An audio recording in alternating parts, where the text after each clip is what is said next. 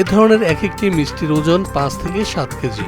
তবে অর্ডার দিলে ১৫ থেকে ২০ কেজি ওজনের মিষ্টি তৈরি করে দিতে পারেন বললেন এই মিষ্টি ব্যবসায়ী। ফরিদপুরের ৭৫০ বছরের ঐতিহ্য কাঁটাগড়ের মেলায় এখন মূল আকর্ষণ বিভিন্ন ওজনের মিষ্টির সমাহার। প্রতি বছরের ন্যায় এবারও এখানে বসেছে প্রায় অর্ধশত মিষ্টির দোকান।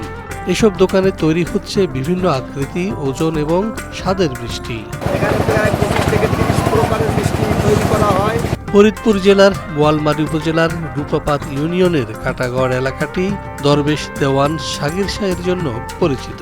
দরবেশ শাগির শাহ এর ভক্তবৃন্দ চৈত্র মাসের ১১ থেকে ১৪ আর ২৫ থেকে ৩০ তারিখ পর্যন্ত আয়োজন করে থাকেন এই মেলার, যেখানে সমবেত হন বাংলাদেশ ও ভারতের বিভিন্ন জেলা থেকে আগত লাখ লাখ ভক্তবৃন্দ। আর তারা খেয়ে যান তো বটেই, সাথে নিয়ে যান নানা পদের মিষ্টি।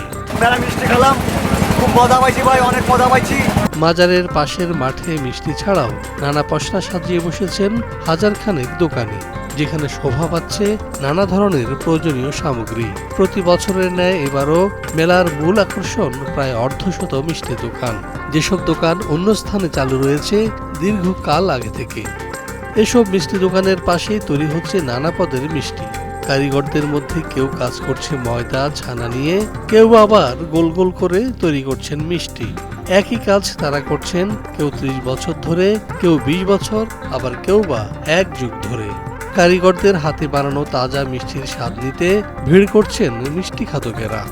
প্রায় ১০০০ বছর পুরনো এই মেলায় এসে ইতিহাস এবং ঐতিহ্যকে খুঁজে ফেরেন অনেকে।